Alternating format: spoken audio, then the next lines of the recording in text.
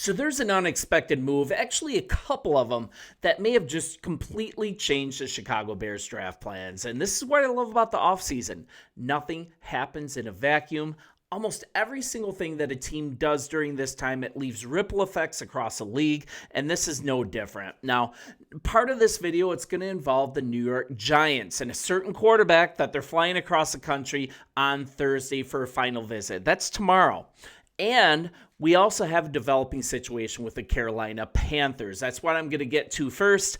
Our good friends, thank you, Carolina. Super excited to still be using results from this draft day trade a couple years ago. Looking forward to using this extra second round pick in this year's draft. So if you're looking at both teams, they have something in common. Both of these teams picked before the Bears. And before I get to first what Carolina's doing, let's kind of keep our tradition going. Leave your answer in the comments. What's the worst first-round draft pick that the Chicago Bears have made during your lifetime? I can think of a couple. Lots to choose from, I think. I like to be positive on this channel, but if you don't review history, many times you're bound to repeat it, right? So can't wait to see what you come up with. And let's get to the main subject of how the Bears draft plans might change dramatically due to a couple moves across the league. Here's what's up with the Carolina Panthers. And GM Dan Morgan, he's been outspoken about the Panthers' willingness to trade down. This was broken by Kevin Patra of NFL.com. This is a direct quote. I think we're definitely open to trading back and acquiring more picks. And this was just Tuesday in his pre-draft news conference. I think we're going to be open for all possibilities. Let's put it that way. He talked about it a lot more. The long and short of it, the Carolina Panthers are shopping this pick hard. And they've been advertising their desire to trade out of this pick for a while.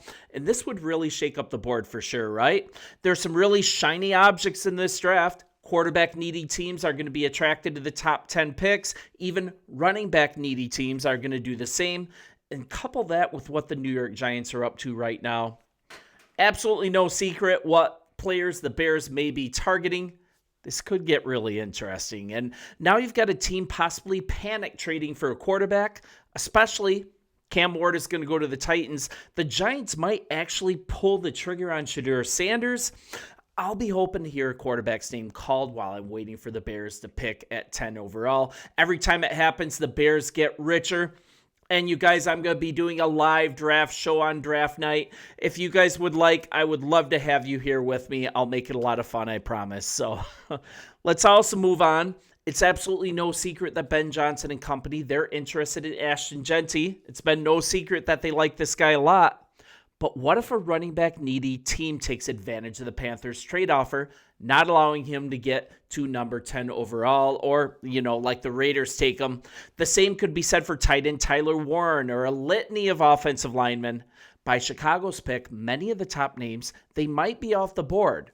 So if a team doesn't want to take the risk, they can take Carolina up on their deal, jump ahead of the Chicago Bears and grab one of these players that the Bears are targeting. And maybe even the Bears pick up the phone here. Maybe they look to ensure that they get the elite prospect before anyone else does. I don't advise it, but my point, if the Panthers are seriously open for business on this pick, Ryan Poles, he's got to be ready to be versatile in his decision-making in this upcoming draft. So I think this is going to be exciting. And now get to the specific quarterback that I'm talking about, the quarterback that is being courted by the New York Giants. You guys may have seen it by now, but the Giants are bringing in Shedeur Sanders for a private visit on Thursday, a private workout. And actually, he's not coming to New York. The Giants are flying all the way across the country to Boulder, Colorado to witness a private workout from him. So this shows that this is really serious. This isn't like a casual meeting. And the Giants, if you've been paying attention, they've been linked to Colorado quarterback Shedeur Sanders. I mean, so much have they been linked to him that he actually wore Giants-related cleats during his work at the Shrine Bowl. That was even before the Combine. There's a real chance he goes to them at 3 overall. So how does this affect the Bears? Well, this is great news for the Bears. It means 2 quarterbacks will likely be off the board. Of course, Cam Ward, he's expected to go first overall to the Titans, and this is before the 10th pick. That gives Poles an even better chance to land one of the top 8 non-quarterbacks in this year's draft. So perhaps instead of selecting Sanders with the 3rd pick, maybe the Giants' first choice is to trade down with another team. Maybe trade all the way down to 10 with the hope that Sanders or Jackson Dart are available, which at least one of them should be. I don't think it's a good advocation to say that the Bears should trade up. Let's just scratch that. I think the only thing that the Bears should do, possibly consider, is trading down or picking the best player available at this number 10 overall. But let's kind of look at this. We've also got Jackson Dart as a player that might be drafted, but I think New York has a legitimate interest in Sanders in the 1st round. It'd make more sense to trade down and target him rather than overdraft him with the 3rd pick, though.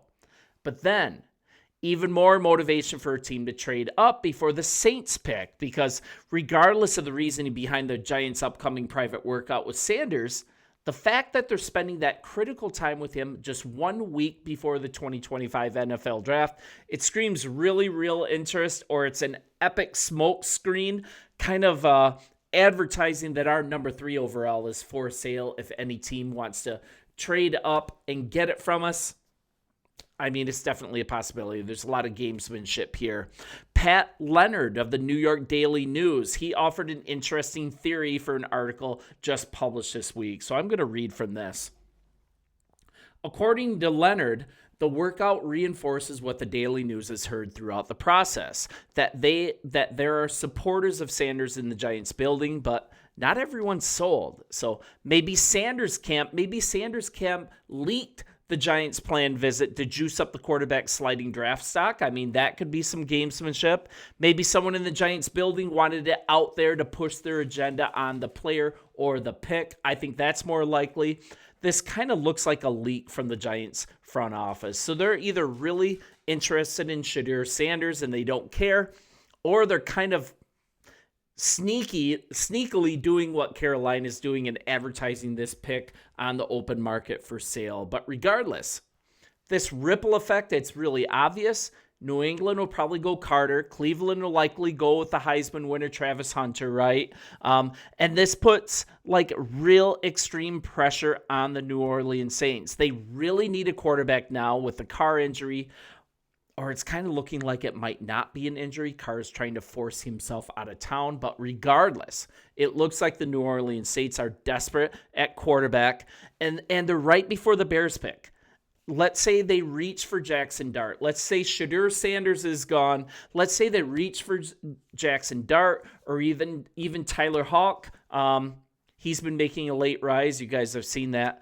This could ripple into a 3-quarterback top 10 draft, and then there's only 4 more guys to go off the board to the Bears in that situation. So almost would guarantee that LSU's Will Campbell or Membo, that they're available at 10th overall to the Bears. Chicago has emphasized left tackle, the need for competition there, right? All offseason, definitely needed. Or sitting there at 10 could be Genty, still one of the top 2 tackles. Yes, makes Mason Graham a possibility if 3 of those quarterbacks are going off in the top 10. Most definitely Tyler. And don't tell me that's never going to happen. Things happen in drafts every single year. Nobody thought in a million years that the Atlanta Falcons would be drafting Michael Penix just before the Bears, and the Bears got their number 2 guy on the board with Rome Odunze. That was a complete surprise. Came out of left field. It's very possible that this will happen again. All that needs to happen is for the New York Giants' interest in Sanders to be real. And then, somebody panic trading up with the Carolina Panthers that really needs a quarterback. The New Orleans Saints, them panicking after this Derek Carr announcement. They really need a quarterback. It is very possible that 3 quarterbacks go off in the top 10 picks of this draft. And that just means really good news for the Chicago Bears. And their draft strategy could completely change just because of these 2 instances of teams advertising their picks or telegraphing picking quarterback. You guys let me know. It's kind of a bummer to discuss failed first-round draft picks, but we'll make it fun. I'm looking forward to snarky comments, and bear down. I will be talking to you tomorrow as per usual with Chicago Bears news on the daily. See ya.